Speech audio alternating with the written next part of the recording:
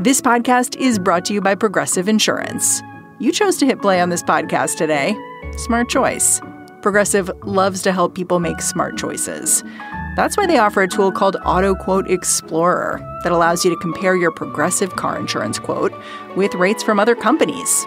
So you save time on the research and can enjoy savings when you choose the best rate for you. Give it a try after this episode at Progressive.com. Progressive Casualty Insurance Company and Affiliates. Not available in all states or situations. Prices vary based on how you buy.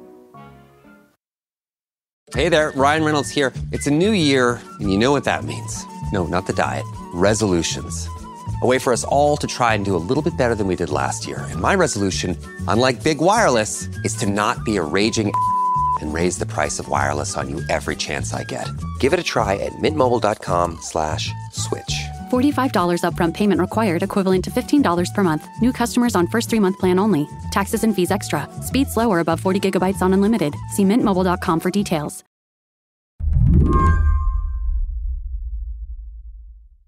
How's it going down there in Washington preparing for dystopia, Senator Murphy? I'll start there. Well, I think there's a lot of people who don't believe dystopia is coming. Senator Chris Murphy represents Connecticut. And I wanted to talk to him because of how frankly he's been speaking. Like when I asked him about dystopia, I was actually quoting him back to him.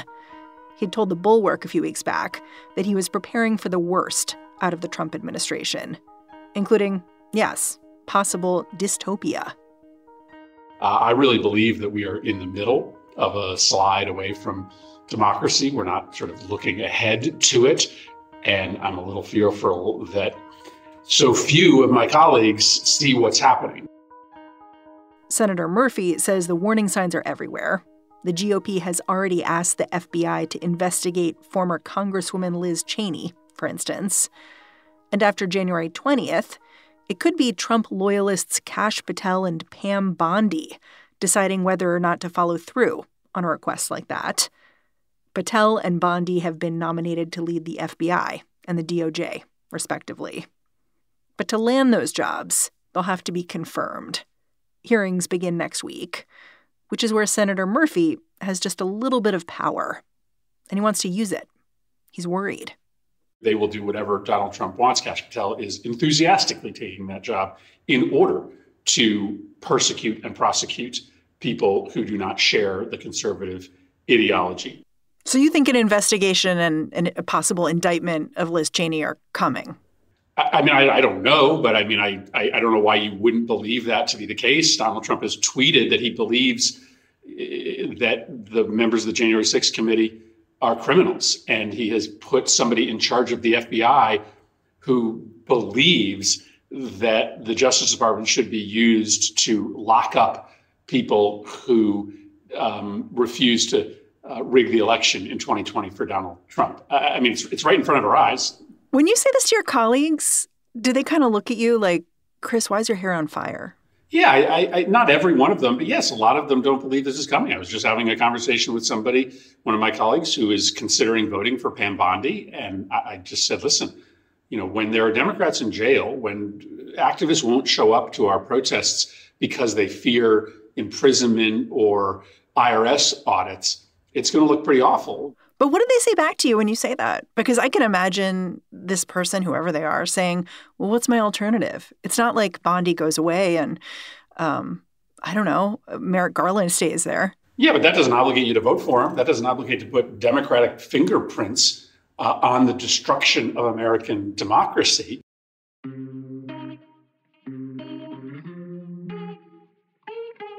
Is there any Trump nominee that you may be voting on that you're open to voting yes on at the moment? Or is your point of view just like, we need to say no? This whole lot is too problematic.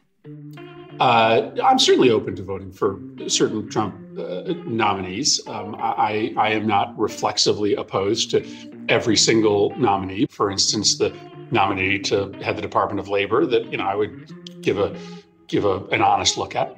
But if you are taking the job because you are going to be part and parcel of a series of events that may mean that 2024 was the last truly fair election, you're not going to get my vote.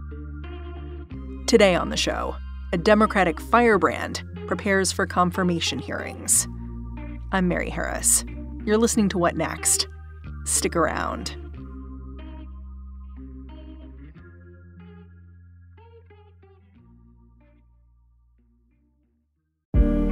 This episode is brought to you by Home Chef.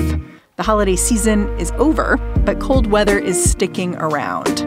Luckily, Home Chef is delivering hearty recipes and comfort foods to help you stay cozy. You know what I realized Home Chef is good for recently? A house like mine, where only one of you likes meat, and that person is a teenager. Home Chef happily sent over a big box of beef and some easy-to-prepare recipes, and while a bunch of us were digging into some vegetarian chili, my teenager was taking a break from his homework and making himself stir-fry. Easy for him, easy for me. Users of leading meal kits have rated Home Chef #1 in quality, convenience, value, taste, and recipe ease. Whether you prefer classic kits, quick recipes, oven-ready options, microwave meals, or a family menu, Home Chef has over 30 options a week and serves a variety of dietary needs. For a limited time, Home Chef is offering What Next listeners 18 free meals, plus free dessert for life, and of course, free shipping on your first box. Go to homechef.com/whatnext. That is homechef.com/whatnext for 18 free meals and free dessert for life. homechef.com/whatnext. Must be an active subscriber to receive free dessert. This episode is brought to you by Discover.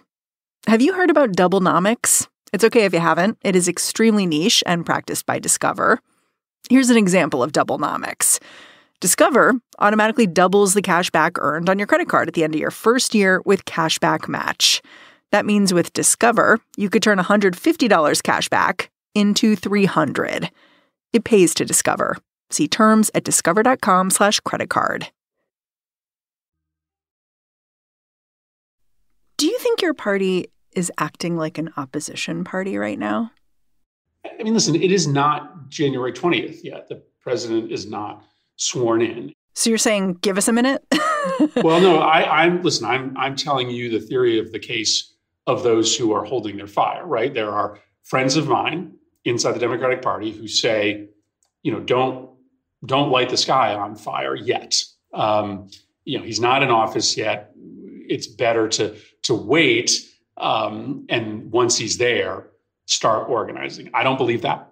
Is there a serious argument there that let's not let ourselves get distracted because Donald Trump may be saying things, but there's a difference between what he says and what he does? Well, I think the primary example of that is the last 24-hour news cycle about his comments on Greenland and the Panama Canal. Yeah. I wanted to ask you about that because you're on the Committee on Foreign Relations. I mean, I don't care. My sense is that is all an effort to distract you from the real story, which is an effort underway right now to pass his agenda in perhaps one giant piece of legislation 30 days into January or February that will involve a massive transfer of wealth from the poor and the middle class to the ultra wealthy, a reauthorization and expansion of tax cuts for billionaires and corporations, likely paid for by deep, deep cuts to kids and poor people on Medicaid and seniors on Medicare. That's interesting. So you're saying this talk about Canada being the 51st state, Greenland, the Gulf of America instead of the Gulf of Mexico, pay no attention, but pay attention to this reconciliation bill that Donald Trump is talking about passing, which could involve massive tax cuts and a lot of money for immigration. That's the whole game. What's going to impact your life more? I mean, let's pretend like that's real, and I don't think it is real. But let's pretend that the military takeover of Greenland is a real thing. What's going to impact your life more? A massive cut in Medicaid reimbursement to your state such that your mother's nursing home shuts down and she's out on the street, or a negotiation with Greenland over the price that they will give us to sell us part of that land. I mean, what they're talking about is $2 trillion in cuts to Medicaid and Medicare. That will directly impact millions of people's lives. Nursing homes will shut down. Seniors will go without necessary care. And all for what? Another big tax cut for Elon Musk and the folks who show up at Mar-a-Lago. That's what we need to be focused on. Yeah. I mean, I think it's going to be an interesting time because at the same time that the tax cut conversation is happening, you have people like Steve Bannon talking about how we need to be raising taxes because he sees this as a populist moment. Let's dive into that moment. And, we really can't ignore the fact that people are hurting. Don't you think that means that Republicans may be about to trip over themselves a little bit here? Well, I mean, I think the cake is baked in terms of what they are doing. They are going to reauthorize and expand the billionaire and corporate tax cuts.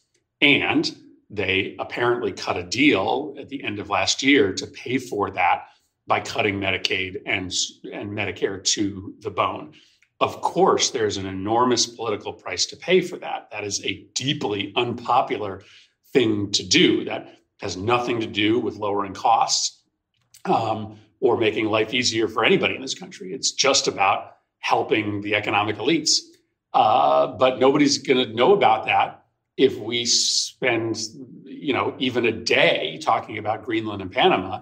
I wonder if you think in the last couple of months, Democrats, maybe Joe Biden, maybe your colleagues should have done more to get ready for what's about to happen, acted more aggressively, had sharper elbows. And when I talk about that, I mean, for instance, when Christopher Wray was resigning as the head of the FBI, saying, OK, well, we're going to appoint someone new right away so that it's going to be much harder for Donald Trump to come in and put Kash Patel in that seat. I mean, when Judge Eileen Cannon says you can't release this DOJ report about what happened in this Trump confidential documents case, saying, oh, I think we're going to need to release that anyway. Do you think that instinct is a better one for the Democrats?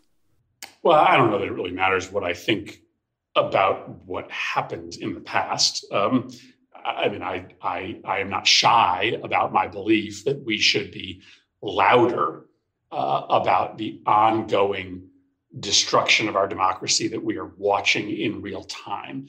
I just think it might be too late to sort of convince the American public to care by the end of this month. So I am on a daily basis trying to convince my colleagues and the American public that something really terrible is happening as we speak. That's so dark that you think like at the end of this month, like time may be out, people may not care. No, I'm not somebody who believes that you just sort of should reserve political power until a moment in the future. I just think you tell the truth over and over again, and you don't kind of bury the truth to wait for the right moment to tell it. What we haven't talked about is, what's happening in the media right now, from, the decision to sell MSNBC to the ABC News settlement to the massive payments to the inauguration by the owners of the social media platforms to Facebook's decision to stop fact-checking content. I mean, this is an extraordinary run of gifts to Donald Trump, sometimes just outright monetary gifts, sometimes policy gifts that have occurred in a very short period of time. And it suggests that the media and these social media platforms are getting ready to buckle.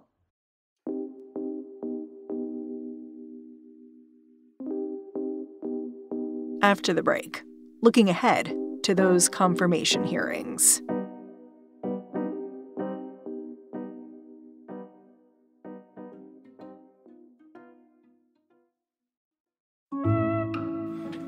This podcast is brought to you by Progressive Insurance. You chose to hit play on this podcast today? Smart choice. Progressive loves to help people make smart choices. And that's why they offer a tool called Auto Quote Explorer that allows you to compare your Progressive car insurance quote with rates from other companies. So you can save time on the research and can enjoy savings when you choose the best rate for you. Give it a try after this episode at Progressive.com. Progressive Casualty Insurance Company and Affiliates. Not available in all states and situations.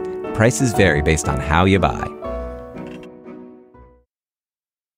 Oh, it's such a clutch off-season pickup, Dave. I was worried we'd bring back the same team. I meant those blackout motorized shades. Blinds.com made it crazy affordable to replace our old blinds. Hard to install? No, it's easy. I installed these and then got some for my mom. She talked to a design consultant for free and scheduled a professional measure and install. Hall of Fame son. They're the #1 online retailer of custom window coverings in the world. Blinds.com is the GOAT. Shop Blinds.com right now and get up to 40% off select styles, plus a free professional measure. Rules and restrictions may apply. Hey, it's Mary, host of Slate's daily news show, What Next? I don't have to tell you how tricky it can be to stay on top of the news. But for Canadian listeners, the headlines are coming in hot and heavy. Hey, Jesse. Hi, Mary. I'm Jesse Brown. I am host of the podcast Canadaland. Canadaland is Slate's secret weapon for staying on top of what's happening north of the border. You may have even heard some of their journalists as guests on this show. She's talking about me. Canadaland brings listeners vital conversations, untold stories, and unique perspectives on breaking news from some of Canada's best journalists. To listen to the show and join the conversation, just search for Canadaland in your podcast app. I want to talk about what your life looks like right now, because hearings will begin soon, but right now, senators are in this interesting process where nominees sort of come to town, shake hands with people, take meetings with people like you. I know that RFK Jr. is in meetings this week in D.C. with Bernie Sanders, Elizabeth Warren, John Fetterman. Is he coming to meet with you too? Yes. Yeah, I don't know off the top of my head when my meeting with Kennedy is, but I'm meeting with him. What do you want to ask him? Well, I mean, I'm going to challenge him on, his views on vaccines. I'm going to challenge him on his views on fluoride. I mean, you've said that RFK Jr. him being appointed would result in kids getting killed. It's strong language. It will. It will. Listen, this is somebody who said that COVID was likely a genetically engineered disease to protect Ashkenazi Jews as a means to target Black and Hispanic individuals. He's got some really dangerous, crazy out there views. I guess what you're asking is this, right? Do I have an obligation to wait until I meet with every nominee or that they go through the confirmation hearing process before I come to a decision? And my answer is pretty firm on that. No, there are some nominees who on the face, right, based upon their historical record that I know and can see before they ever step foot in my office, are dangerously unqualified to serve the U.S. government. That is Kash Patel. That is RFK Jr. That is Tulsi Gabbard. And there's nothing these guys could say to you in a meeting that would make you go like, maybe I got them wrong. And I ask that because people like Bernie Sanders are coming out and saying, well, RFK Jr. gets some things right on, say, the food system in the U.S. and companies being too involved and people aren't getting healthy enough food. And, of course, I disagree with him about vaccines, but, there are some things right here. Well, I'm not saying that, some of these nominees don't have a handful of views I may agree with, but being wrong on vaccines, right, that's not a small thing. Going to the Department of Health and Human Services to lead a public relations campaign to undermine our efforts to save our children's lives, that is not excusable. That can't be solved by your position on pharmaceutical advertising or reforms in the food system. And by the way, to the extent that RFK Jr. holds some views that may align with Democrats, are they held by the White House? By and large, no. So even if there are some things that he, may be decent on, it doesn't appear to me that he's going to have any license to do anything. What we know is that his most irresponsible views, his most conspiratorial views, are likely held by many in the White House and could likely be central to the public health policy of this administration.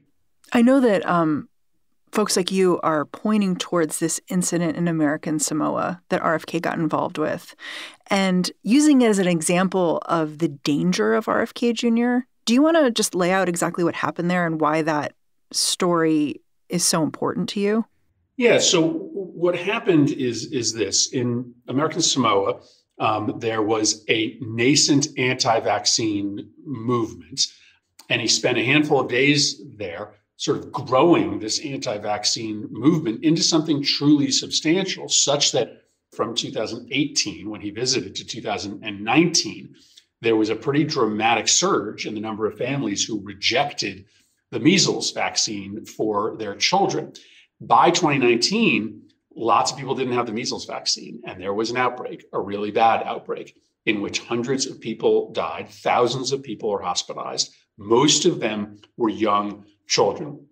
Not hyperbole to say that Robert F. Kennedy Jr.'s efforts in American Samoa to undermine confidence in vaccines led to the death of dozens of children.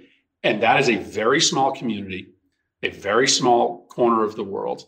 If he were to be successful in convincing even 10% or 15% more American families to not vaccinate their children for measles, we could be talking about thousands of children.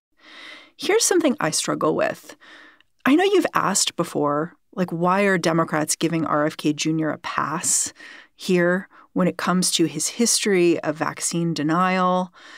And I don't know that Democrats are giving RFK Jr. a pass, or anyone's giving RFK Jr. a pass. I feel like his views are widely known. What I feel is the bigger sticking point is that people don't care.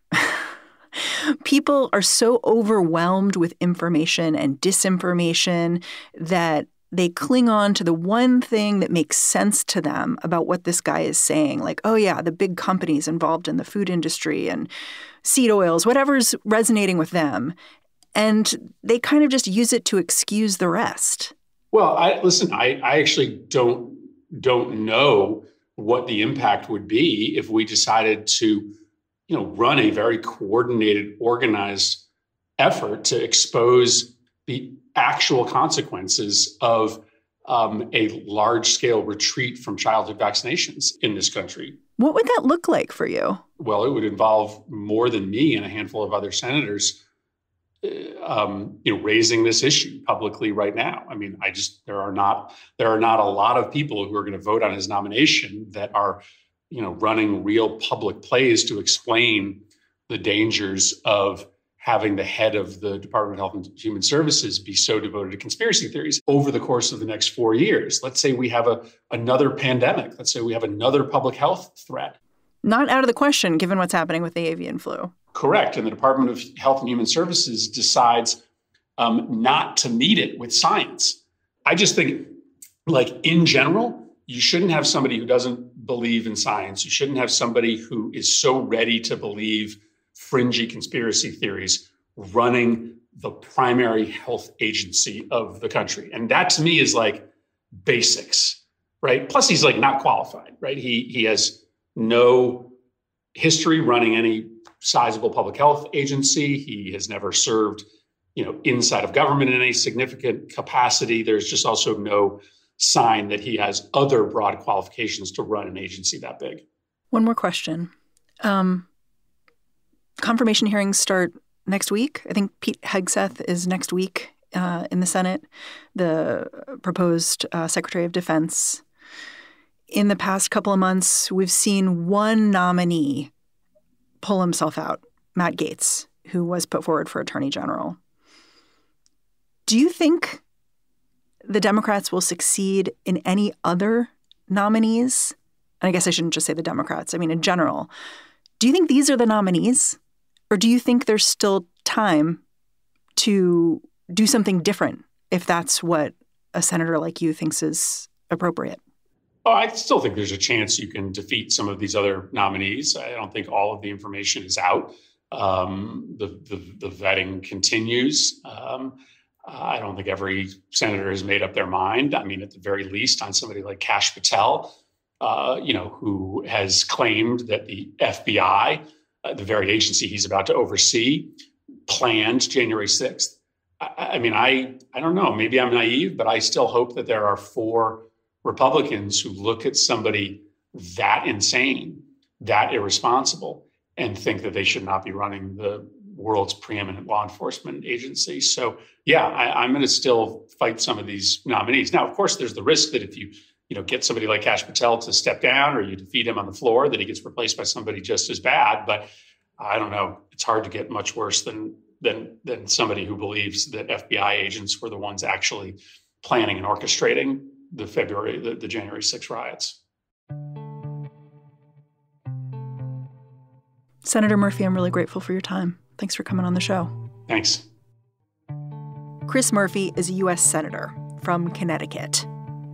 Before we go, we wanted to make a little time for the fires burning in Los Angeles. The Palisades fire has destroyed at least 1,000 structures, making it the most destructive blaze in LA's history. Meanwhile, a second fire, the Eaton Fire, is burning to the east of the city. It's killed at least 5 people. These fires have triggered thousands of evacuations and power outages. One got to Derek Johnson, part of Slate's art team.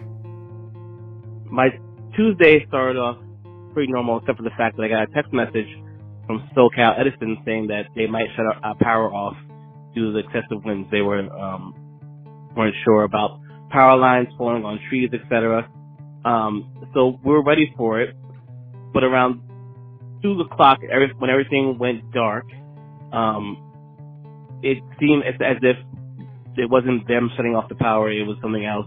We got text messages about an hour later saying that the power outage was unexpected, so the weather had knocked out our power. Me and my wife packed up a bunch of stuff, and then we went to a family member's place in San Gabriel, and we stayed there for a while. And about a half an hour after we got there, we saw some orange in the distance behind some houses, and we saw a fire raging. We haven't seen anything like this since the Bobcat fire in 2020. This is a very, very big deal, and we're not out of the woods yet. We're going to keep an eye on what's happening out west. In the meantime, you can always find the latest from my Slate colleagues at slate.com. And that's the show. What Next is produced by Paige Osburn, Elena Schwartz, Rob Gunther, Anna Phillips, and Madeline Ducharme. We are led by Alicia Montgomery. Ben Richmond is the Senior Director of Podcast Operations here at Slate. And I'm Mary Harris. You can go track me down on Blue Sky if you'd like. Say hi. I'm at Mary Harris. Thanks for listening. Catch you back here next time.